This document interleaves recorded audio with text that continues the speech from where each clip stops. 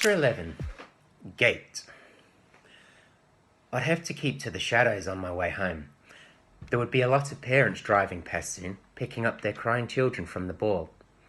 I walked down Reggie's pathway, looked left and right, but for now the road was deserted. I turned past Mrs. Banks's house. Although it was dark, I could still make out the shape of the plastic flamingo watching over the pond. I stopped. Something had changed. The flamingo had a head. It hadn't had a head when I'd walked past it on the way to the ball. It had definitely been a headless flamingo. I squinted into Mrs. Banks's lounge. Her blinds were gaping a little, and I could see the silhouette of her sitting on the sofa.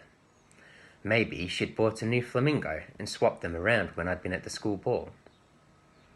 I stared at the plastic flamingo, and its black eye stared back at me. For a second, I thought about throwing another brick at it, but I figured I was in enough trouble as it was.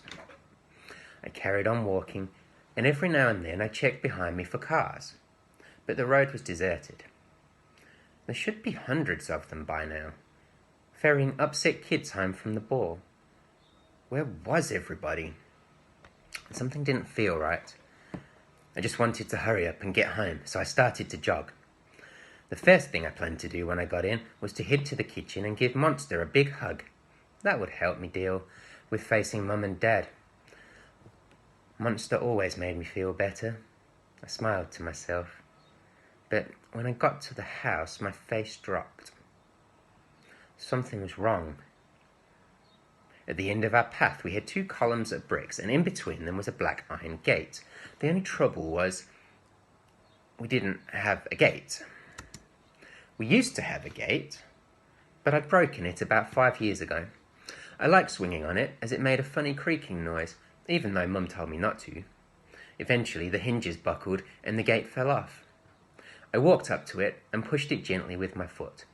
It gave a low, growling squeak, just like our old one. In fact, this gate looked identical to the one we used to have. Mum and Dad were useless at mending things, and there was no way they'd have paid someone else to fix it. Where had it come from? The wind picked up, and I heard a scratchy noise coming from behind me.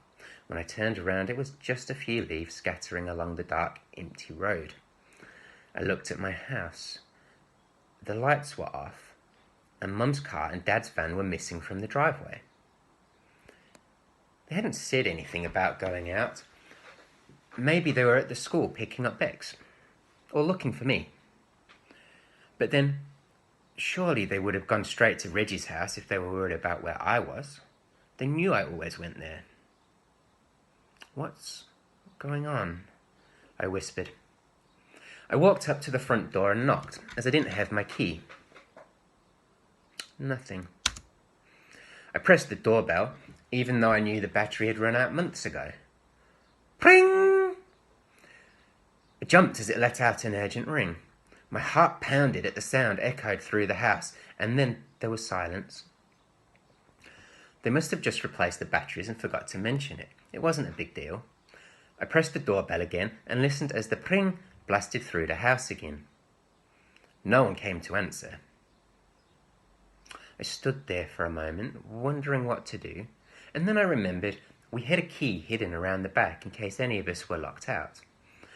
There were 2 plant pots on either side of our back door, and Mum had hidden a spare under the one on the left.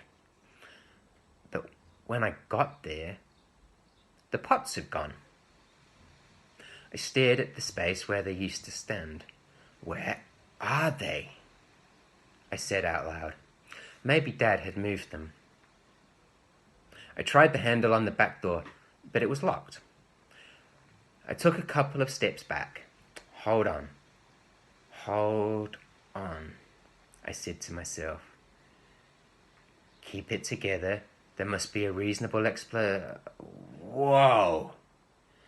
Suddenly, an enormous black and white cat emerged through the kitchen door cat flap. It blinked at me for a moment, then trotted off down the garden. But we haven't got a cat, I whispered. And the cat flap was always locked because Monster had a habit of poking his head through the hole and getting stuck. I watched the cat sniff at a bush and then disappear into the darkness. I felt dizzy and a bit sick. My heart was pounding madly. I spotted some plant pots near our patio door, and I ran over and quickly rolled each one out of the way to see if there was a key hidden underneath. Nothing. I tried the patio door. Locked.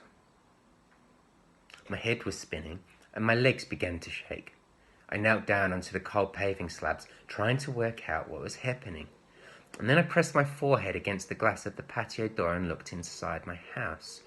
No, I said. This cannot be real. This cannot be happening.